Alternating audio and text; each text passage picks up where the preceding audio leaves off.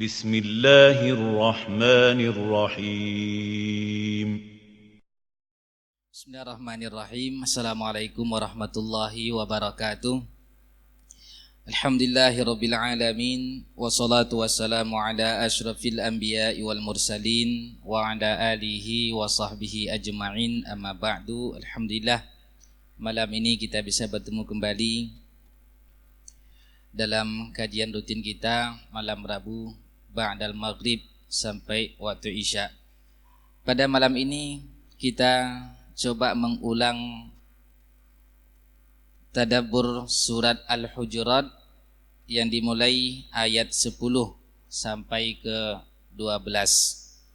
Surat Al-Hujurat ayat 10 sampai ayat 12. Surat ini dan ayat ini sangatlah penting untuk kita ulang-ulang terus, terlebih lagi di zaman kita ini, zaman yang banyak sekali tantangan umat Islam, tantangan dari banyak sisi. Mudah-mudahan dengan terus kita ulang-ulang ayat ini, kita semakin sadar kita tidak mau dijadikan sebagai wayang dipermainkan oleh orang-orang di luar Islam. Namun sebelum kita membaca surat Al-Hujurat ayat 10 ini, sedikit kita membahas tentang masal. Orang Arab ada istilahnya al-masal. Kalau bahasa kita namanya peribahasa. Biasanya masal ini dijadikan sebagai singkatan dalam satu kasus yang panjang. Untuk memudahkan diingat, maka orang Arab membuat masal, peribahasa. Sebagai contoh, as-sayfa dhayya'til labana. Musim panas engkau telah menyia-nyiakan susu. Masal ini atau peribahasa ini, ketika seorang wanita menikah dengan laki-laki tua kaya, hidupnya mewah, minumannya bukan air putih bening biasa, tapi susu. Namun melihat teman-temannya memiliki suami yang sebaya, seumur, masih pemuda, timbullah perasaan minder. Akhirnya wanita ini minta cerailah dari suami tua ini, dan dia menikah dengan laki-laki yang masih muda. Ternyata perbedaan nasib suami pertama dengan suami kedua sangat jauh. Suami kedua ini fakir, miskin, hingga suatu hari wanita tersebut membutuhkan minum susu. Tidak ada dana yang dimiliki oleh suami keduanya ini. Memang masih muda, tetapi ekonominya lemah, dan dia butuh minum susu. Keluarlah masal dari orang tua tersebut. Sampaikan ke wanita itu, as-sayfa dhayya'til labana. Musim panas engkau telah menyia-nyiakan susu. Ini namanya masal atau peribahasa. Ada yang lain kasus juga dijadikan sebagai masal, peribahasa. Inda Juhainata khabarul yaqin. Di kabilahnya Juhainah ada berita yang pasti. Ini menceritakan tentang satu berita yang sudah masyhur. Beritanya tidak ada samar lagi. Untuk menyampaikan dalam bentuk peribahasa Arab atau masal, cukup kita mengatakan kepada seseorang, inda Juhainata khabarul yaqin, singkatannya. Dan yang ketiga, ini yang menjadi inti mukadimah pembahasan kita adalah peribahasa yang masyhur di kalangan Arab. Sebenarnya mungkin jarang kita dengar. Peribahasanya begini, ukiltu yauma ukilas saurul abyadu. Aku telah dimangsa pada hari kerbau putih itu dimangsa oleh singa. Kira-kira apa ini pembahasannya? Ukiltu yauma ukilas saurul abyadu. Aku telah dimangsa pada hari kerbau putih itu dimangsa oleh singa. Berawal dari kisah, ada yang menyebutkan peribahasa ini diriwayatkan dari Ali bin Abi Thalib, tetapi tidak disebutkan sanadnya jelas. Hanya saja dari segi kondisi umat Islam hari ini sangat cocok dengan peribahasa tersebut. Berawal dari kisah 3 ekor kerbau, satu berwarna putih, warna hitam, dan warna merah. Kemudian di samping kandang kerbau itu ada seekor singa yang berambisi sekali untuk menyantap kerbau tersebut. Namun karena kerbaunya bersatu, tidak mudah untuk ditundukkan. Mereka akan menghabisi singa. Apa yang dilakukan oleh singa? Singa menghasut kerbau, salah satu dari kerbau itu. Yang pertama dihasut kerbau warna hitam. Dia mengatakan, di tempat kita ini kerbau warna putih itu memancing, karena dia nampak jelas warnanya, memancing orang-orang menghabisi kita. Jadi bagaimana caranya?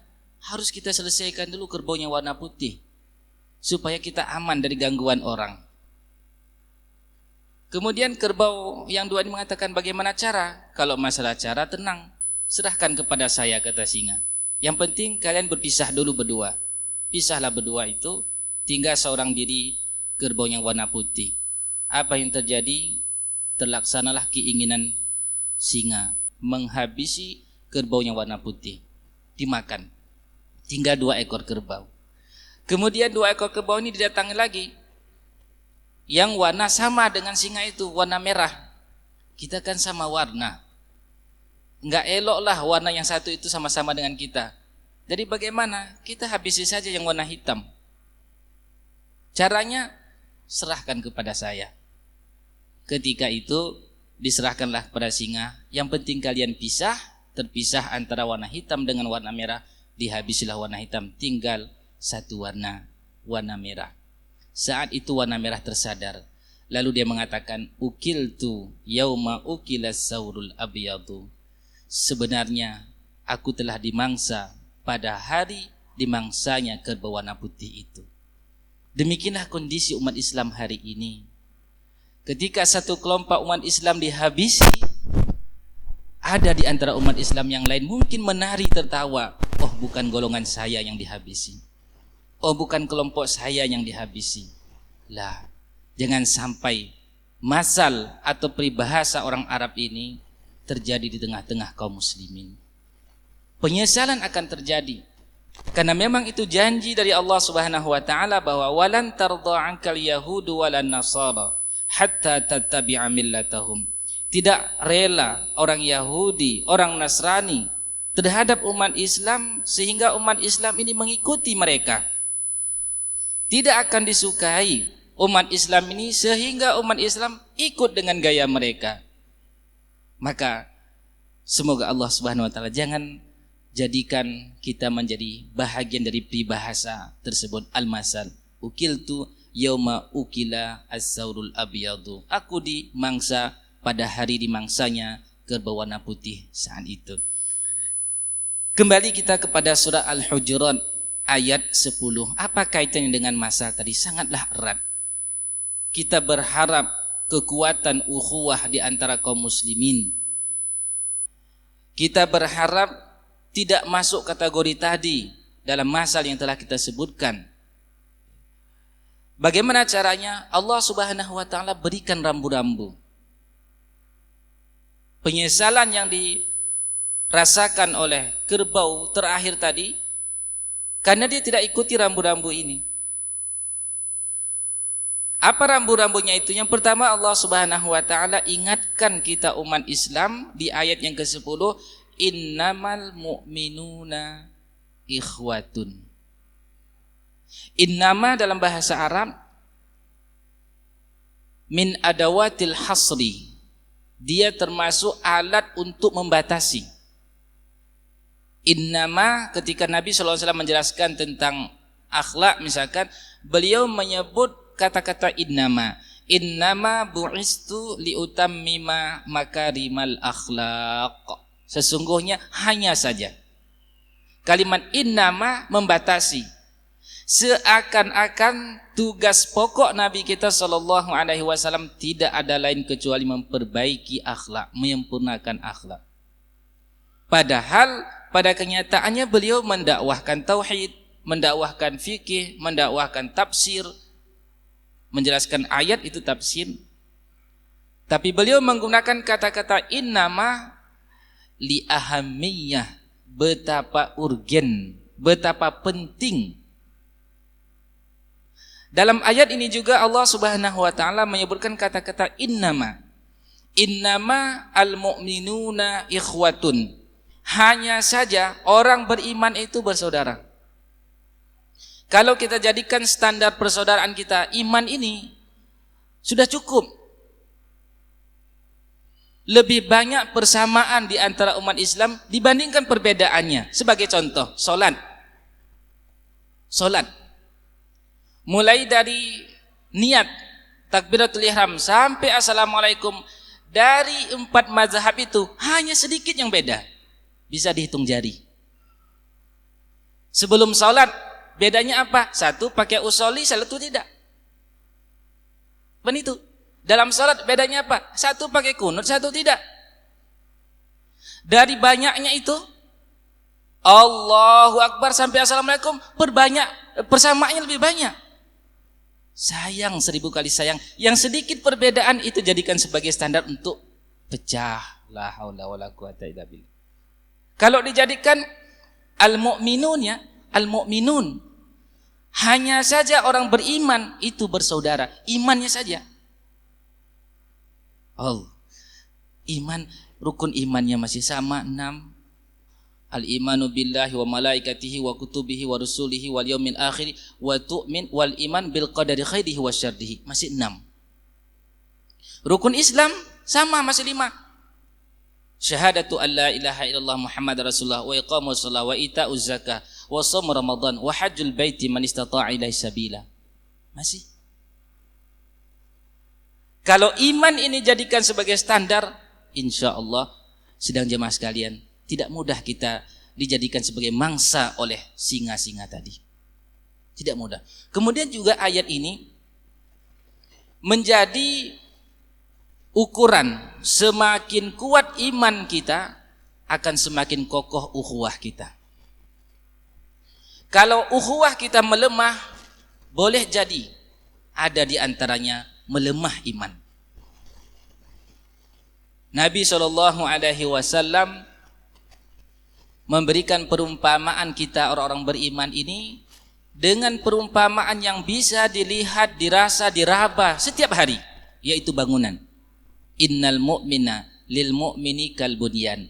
Sesungguhnya orang beriman terhadap orang beriman yang lain seperti bangunan. Ketika beliau menjelaskan, menyambung hadis itu, yasuddu ba'duhu ba'da, beliau buat tangan seperti ini, digenggam lalu disatukan. Yasuddu ba'duhu ba'da, menguatkan satu sama lain. Itu orang beriman terhadap orang beriman yang lainnya. Maka semakin kuat iman kita, semakin kokoh ukhuwah kita. Tidak mudah digoyah, tidak mudah dipecah. Kalau mudah pecah ukhuwahnya, boleh jadi ada permasalahan pada iman. Maka kalau kita saksikan, baik dalam skala besar kelompok, satu kelompok dengan kelompok yang lain, atau satu keluarga, abang, adik, kakak, orang tua dengan anaknya, clash, berpecah, putus ukhuwah, bisa masing-masing kembali mengoreksi keimanan. Mungkin keimanan saya sedang melemah, sehingga Allah uji dengan perpecahan ini. Mungkin keimanan saya pada tahap di bawah, sehingga Allah uji dengan perpecahan ini. Caranya bagaimana? Dibuat solusinya oleh Allah Subhanahu wa taala dalam ayat yang sama. Innamal mu'minuna ikhwatun fa aslihu baina akhawaikum, maka damaikanlah di antara saudara kalian, wattaqullah. Ini kunci. Ini solusi. Takwa kepada Allah. Yang bertikai itu Yang pecah ukhuwahnya itu masing-masing meningkatkan ketakwaannya kepada Allah. Itu solusi. Dalam ayat yang lain Allah Subhanahu wa taala sebutkan wa may yattaqillaha yaj'al lahu makhraja. Siapa yang takwa kepada Allah, Allah berikan jalan keluar. Dari pertikaian itu ada solusinya. Syaratnya tingkatkan ketakwaan.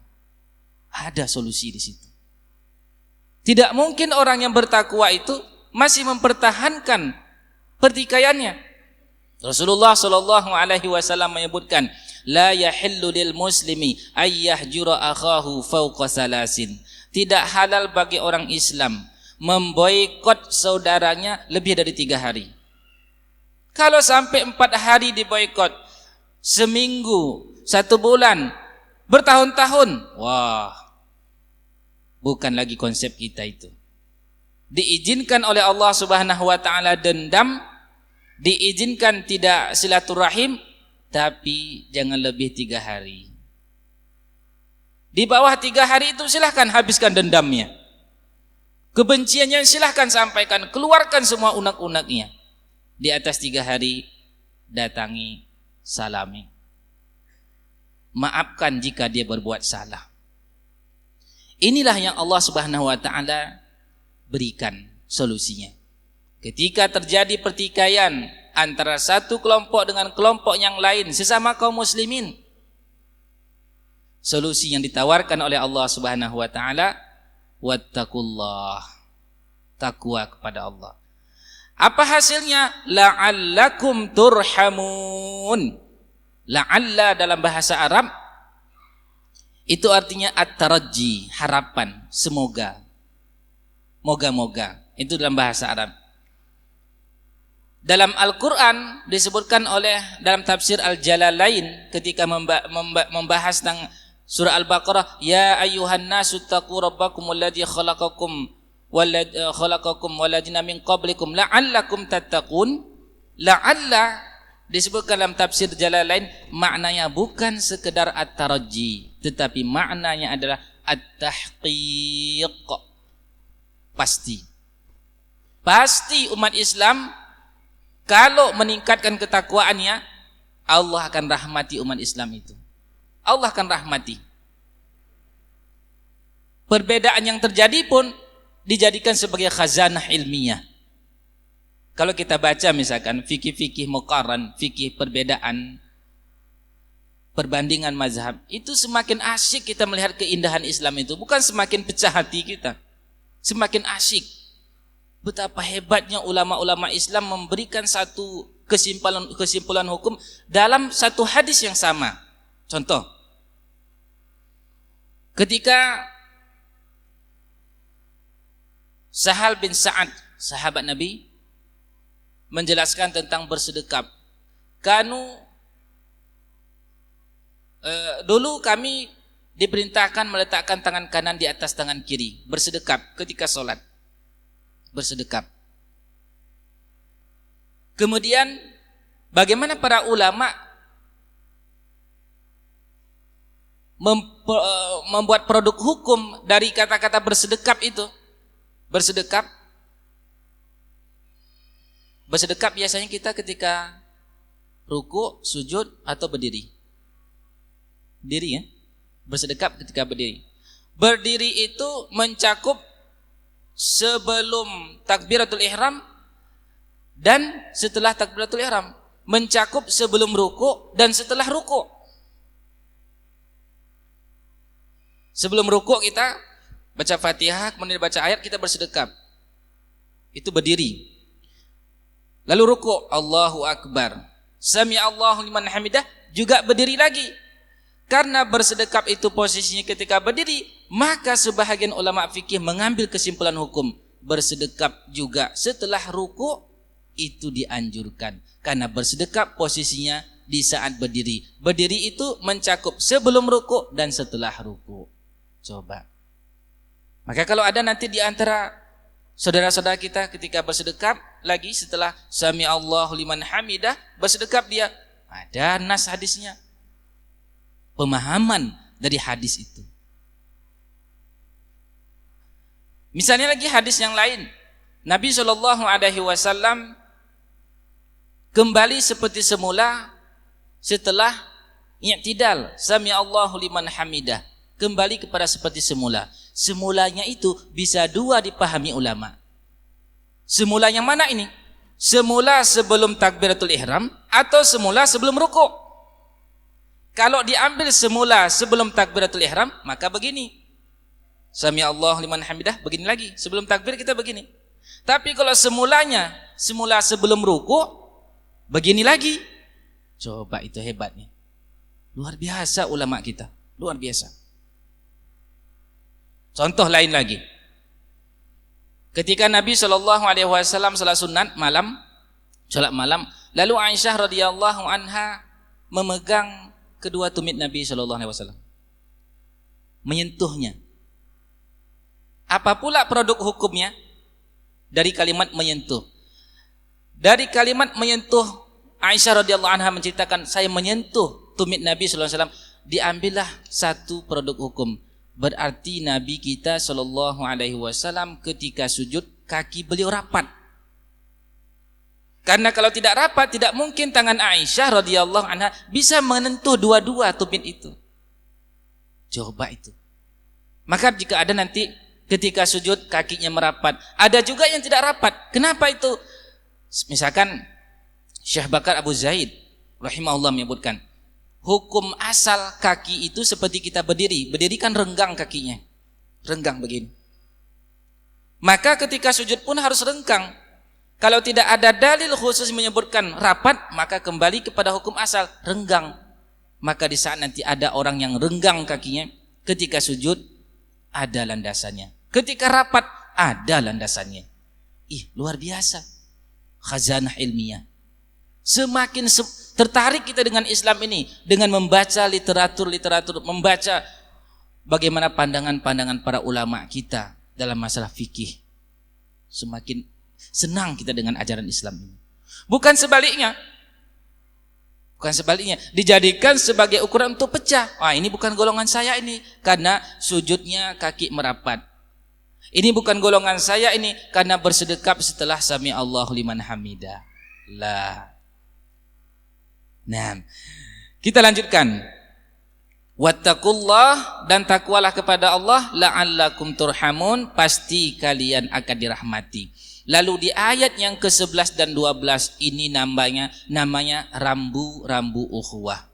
Jika ini dilanggar, maka umat Islam mudah akan terpecah. Apa itu rambunya? Ada 6 rambu dalam 2 ayat ini. Mudah-mudahan kita yang hadir hari ini dan kaum muslimin yang menyaksikan yang lainnya bisa sama-sama kita berupaya untuk menghindari rambu-rambu ini. Yang pertama rambunya adalah ya ayyuhalladzina amanu la yaskhar qaumun min qaumin. Jangan saling mengolok. Itu rambunya. Jangan saling mengolok. Dan ayat ini juga kata-kata la yaskhar, jangan, sebagai bantahan kepada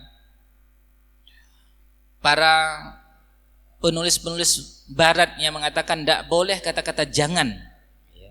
Kan sebahagian parenting, dunia pendidikan anak itu dilarang kata-kata jangan untuk anak. Tidak selamanya benar. Karena Allah sendiri menyebutkan kata-kata jangan. La yaskhar.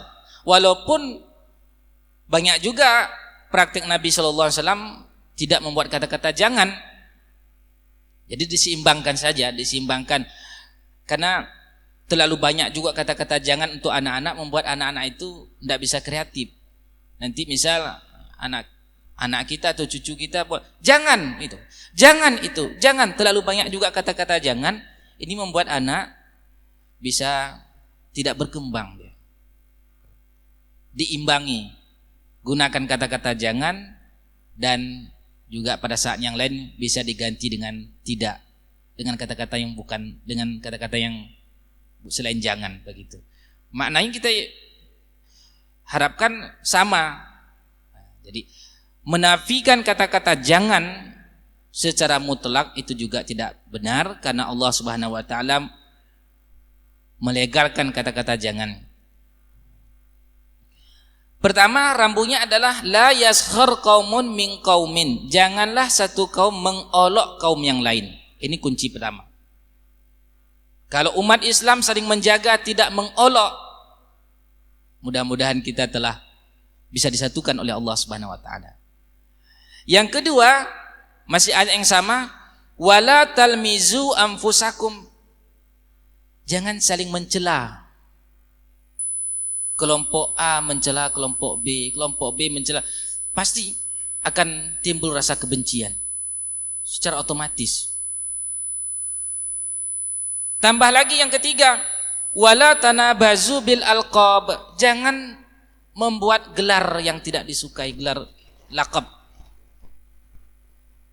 Apa contoh laqab yang tidak disukai? Misalkan kelompok A menuduh kelompok B kuburiyun, penyembah kubur. Siapa yang suka disebut sebagai penyembah kubur? Tidak suka orang. Dibalas lagi nanti oleh kelompok yang B kepada kelompok A, ini Wahabi. Saling terus. Kalau itu masih disuburkan, sulit umat Islam bisa bersatu. Sulit. Maka lakab ini sendiri Allah larang kita buat lakab-lakab yang tidak disukai oleh saudara kita. Rambu-rambu ukhuwah. Pertama tadi, jangan mengolok. Kemudian jangan mencela, saling mencela, dan jangan membuat gelar laqab. Umar ibn Khattab radhiyallahu anhu menyebutkan termasuk hak seorang muslim atas saudaranya yang muslim memanggil dengan panggilan yang paling dia sukai. Panggilan yang paling disukai oleh saudara kita itu yang kita panggil, itu hak dia. Tidak boleh bagi kita memanggil orang itu panggilan dia tidak sukai. Karena ini merupakan penyebab pecahnya ukhuwah di antara kaum muslimin. Lalu Allah Subhanahu wa taala menyebutkan bi'salismul fusuqu ba'dal iman. Seburuk-buruk nama fasik setelah iman. Nama yang mengandung unsur dosa di situ. Nama fasik. Sebenarnya hadirin yang dimuliakan Allah, mudah sekali. Mudah sekali kita menilai. Sebelum kita nilai orang, kita kembalikan ke diri kita dulu. Contohnya tadi, kalau kita tidak suka dipanggil dengan lakab, dengan gelar yang buruk, begitu pula orang lain tidak suka dipanggil dengan gelar yang buruk itu. Walau bercanda sekalipun, tidak boleh. Ini adalah undang-undang yang telah Allah gariskan.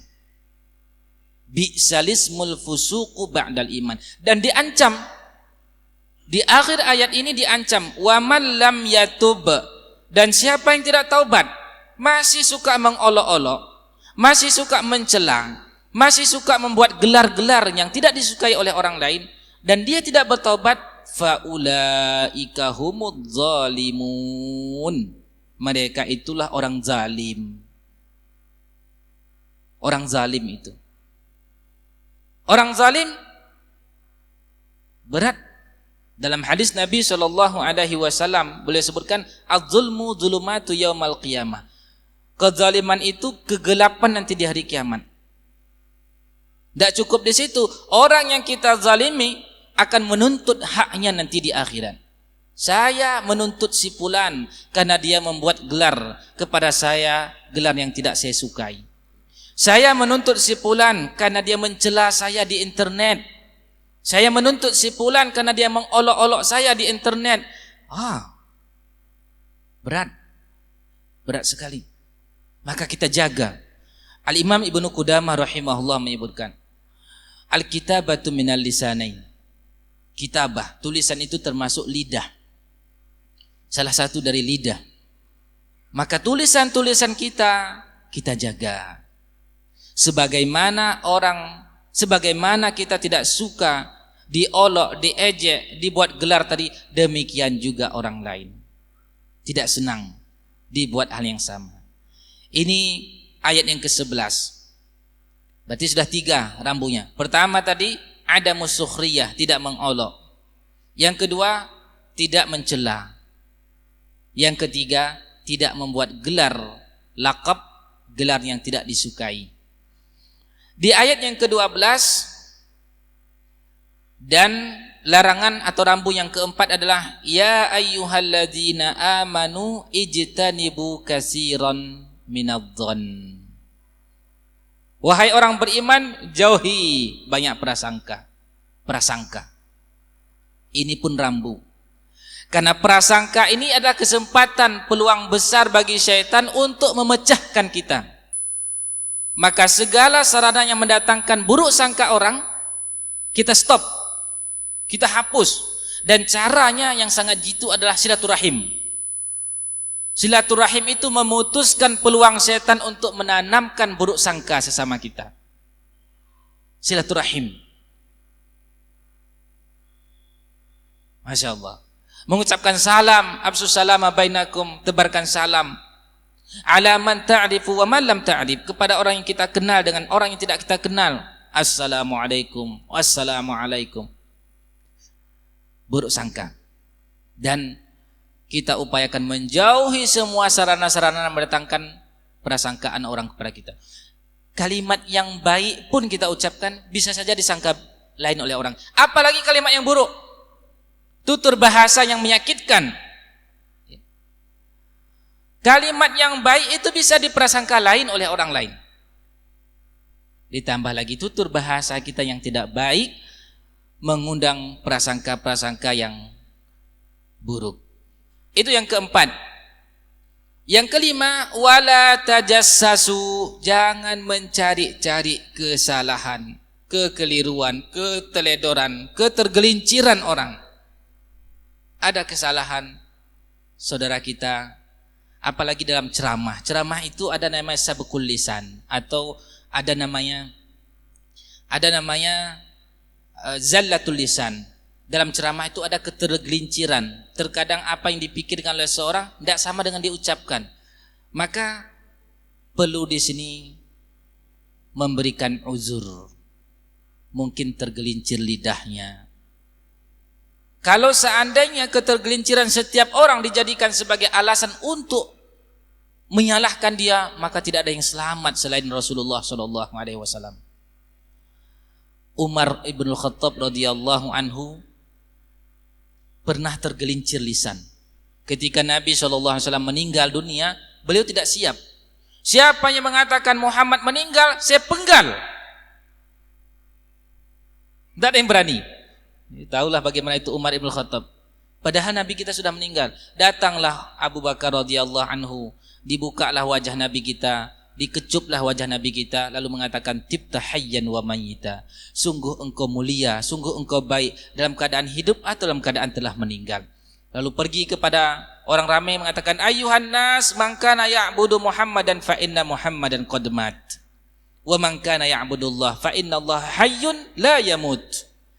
Wahai manusia, siapa yang menyembah Muhammad, Muhammad telah meninggal, dan siapa yang menyembah Allah, Allah hidup tidak pernah mati. Lalu Abu Bakar membacakan firman Allah, wa ma Muhammadun illa rasulun qad khalat min qablihir rusul. Kata Umar ibn Khattab, seakan-akan baru kali ini saya mendengar ayat itu. Coba, tingkat Umar ibn Khattab bisa keluar lisannya seperti itu. Karena begitu cintanya dengan Nabi kita SAW, tidak siap dengan kenyataan, tidak siap melihat Nabi kita SAW meninggal. Maka lidah itu tidak bisa jadikan ukuran langsung diponis seseorang, tidak. Tidak boleh. Bisa diklarifikasi, dicek. Kadang terlalu bersemangat si penceramah itu, lalu keluarlah kata-kata yang dia sendiri mungkin setelah itu sadar tidak demikian maksudnya. Wala tajassasu, jangan cari-cari kesalahan orang. Tajassasu dalam surat Yusuf ada namanya tahassasu. Wazan dalam ilmu bahasanya sama. Tajassasu, tahassasu, sama hurufnya, tapi beda maksud. Kalau tajassasu itu umumnya mencari-cari kekeliruan orang. Sedangkan tahassasu ini umumnya mencari yang baik. Maka ketika Nabi Ya'qub alaihissalam memerintahkan anak-anaknya mencari kabar tentang Yusuf dan Benyamin yang dipenjara, Disampaikan oleh Yakub kepada anaknya, wahai anak-anakku, fatahassasu min Yusufa. Wahai anak-anakku, carilah berita-berita baik tentang Yusuf. Tahassasu. Beda antara ha dengan jim. Tajassasu dengan tahassasu. Dalam ayat ini, surah Al-Hujurat ini, Allah Subhanahu wa taala sebutkan wala tajassasu. Jangan cari kekeliruan orang. Jangan suka mencari-cari kekurangan orang. Ada perkataan ulama, ini agak pedas sedikit. Disebutkan wa minan nasi man tab'uhu kal khinzir. Di antara manusia ada tabiatnya, ada wataknya seperti babi. Agak kasar sedikit yang bahasanya. Bagaimana itu disebutkan? Babi itu kalau melewati tempat yang baik, yang bagus, dia tidak mau singgah. Tapi melewati ada bangkai, ada sampah, di situ dia lahap. Begitulah diumpamakan orang yang suka mencari-cari kesalahan. 1 jam ceramah seorang ustadz, 1 titik yang salah itu dijadikan sebagai diangkat-angkat. Yang 99 tadi dilewati. Ada watak manusia seperti ada ya kira-kira ya. Tapi dia enggak di sini. Di luar negeri. Tempat kita enggak ada.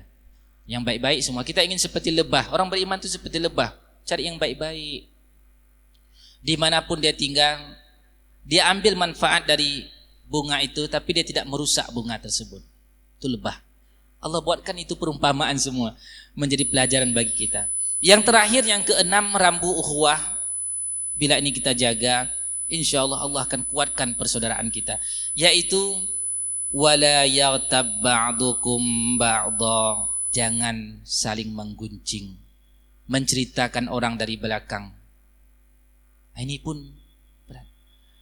Dalam satu majelis nanti lagi duduk kedai kopi, cerita kelompok sipulan, ya Allah. Sayang sekali pahala kita banyak, kita kumpul-kumpul, kita harus sedekahkan kepada orang yang kita guncing itu. Sayang sekali. Sayangi diri kita. Hasibu anfusakum qabla an tuhasabu. Hisab. Setiap sebelum kita tidur nanti kita ingat lagi. Berapa banyak hari ini saya guncing orang. Berapa banyak hari ini saya transfer pahala saya untuk orang. Pahala pengajian saya, pahala sholat sunat saya, puasa sunat saya. Aduh, sayang sekali. Ketika Nabi SAW menjelaskan, orang bangkrut itu man ya'ti yaumal qiyamati bi sholatin wa siyamin wa zakatin wa qad syatama hada wa qadhafa hada wa qatala hada wa safaka dama hada.